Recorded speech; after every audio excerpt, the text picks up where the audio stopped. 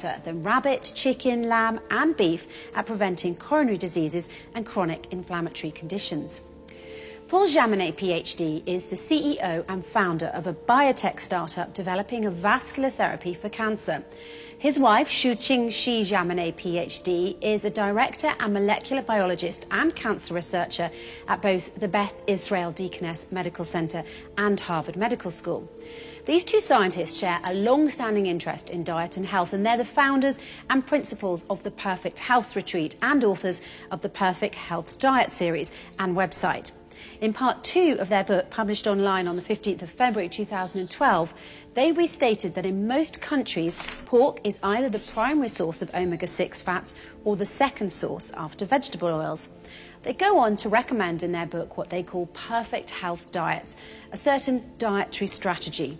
In brief, they say that the highest sources of omega-6, like pork, must be removed or greatly reduced in the human diet, while the sources of omega-3, like seafoods, especially shellfish, must be added in order to stay healthy. A dietary strategy which is already approved and recommended by all doctors, nutritionists and molecular biologists. An updated dietary strategy which was put by the Holy Quran to all Muslims more than 1400 years ago and which Muslims are ordered to strictly follow. It's becoming clear that religion has its part to play in human health due to the fact that the Jewish, Christian and Muslim religions vary so differently in the type of meat they allow their followers to consume. Science shows that the lower omega-6 levels of fatty acids in the type of meats that the Holy Quran allows Muslims to eat lead to a healthier diet.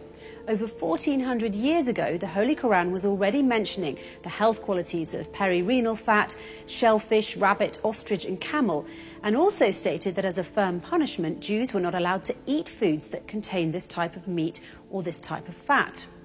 The Holy Quran says in chapter 4, verse 160, "We made unlawful for them, we deprived the Jews from certain good foods which had been lawful for them before because of the injustice which they had committed and because of their much hindering from the path of God, Allah's way." In chapter 6, verse 146, the Holy Quran also says, "We, God, forbade them, the Jews, the fat of the cattle and the sheep, except that which is carried on their backs or in the viscera or mixed with bones. This was a punishment we gave them on account of their rebellion."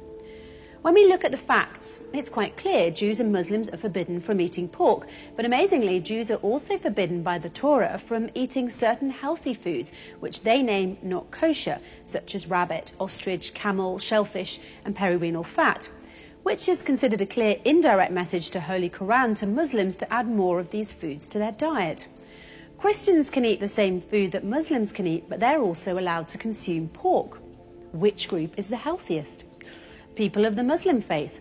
This leads to a very strong conclusion. People of the Muslim faith, in thanks to their following of the Holy Quran, appear to have been blessed with a much healthier diet and longer, healthier lives.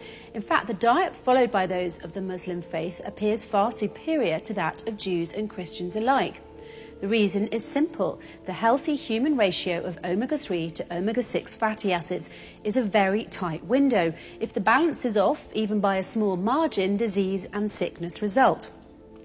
It's for this reason that the highest sources of omega-6 must be removed or greatly reduced in the human diet, while the sources of omega-3 must be added in order to stay healthy.